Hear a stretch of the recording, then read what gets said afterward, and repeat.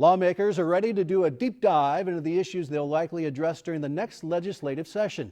And as Jason Dorrell reports, tackling interim studies during an ongoing construction and a pandemic presents a unique challenge. Legislative leaders chose to limit the number of interim studies they approved this year because working conditions at the Capitol are less than ideal. For the House, there will be 74 studies. Over in the Senate, there will be 39, and 4 will be held jointly between the House and the Senate. That's a lower number of studies than a typical year. Representative Kyle Hilbert is the vice chairman of the House Appropriations and Budget Committee. One of his studies will take a look at how state sales tax is collected. Maybe we have some things in our structure that are prohibitive to business. And if that's the case, what are they and how can we make them better? Any changes to the code will likely impact cities and counties in Oklahoma, which rely heavily on sales taxes. While the interim study period doesn't get the public's attention like a legislative session does, it is just as important. It may look different this year, depending on what's going on with the pandemic, but I still think it's important to start these studies now, because when you're trying to tackle these big monumental issues, it's not something you can just file a bill in February and have it figured out by the end of session. As Hilbert mentioned, these studies could look different from previous years.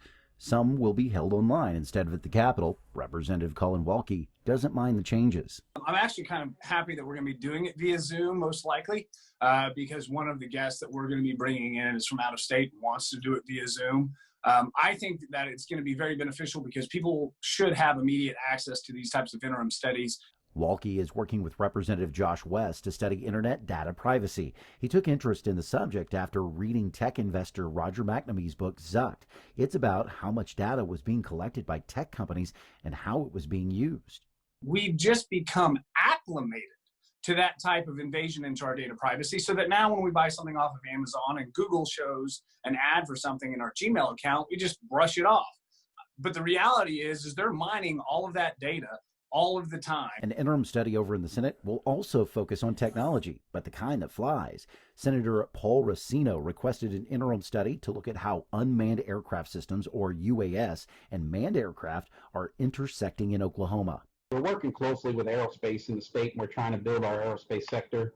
Actually, it came from the Aeronautics Commission. We've had some issues trying to figure out who's going to be responsible for UAS, who's got it, who's responsible for it, how are we going to make it work. For this study, Racino is bringing in experts from the Choctaw Nation's Advanced Technology Initiatives and the director of the Oklahoma Aeronautics Commission. We're seeing a lot of excitement about things that may be on the horizon for not only drones, but things like advanced air mobility, things that may start to improve our lives. And especially in the past 6 months, as we've seen this major pivot with due to COVID, we're seeing a lot more interest in technology that it could be enabling for us in these situations, in these times like this. We need to make sure that our underlying public policy, our regulatory framework is really as favorable as it can be for this burgeoning part of the aerospace industry. It is part of the aerospace industry.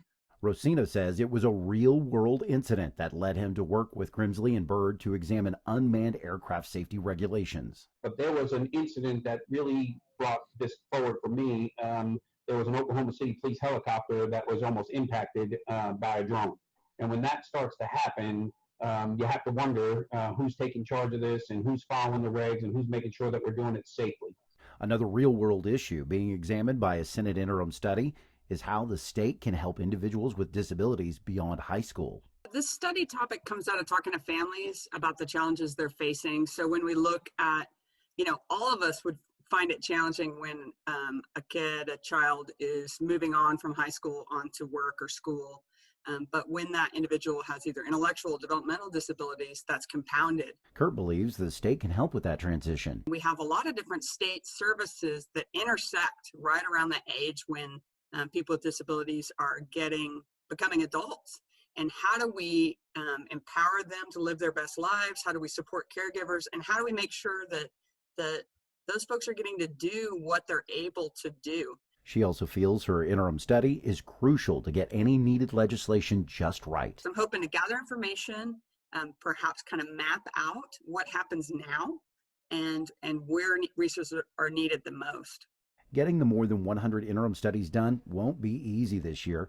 There's only one meeting space each for the House and Senate because of Capitol renovations. The House studies must be complete by October 29th.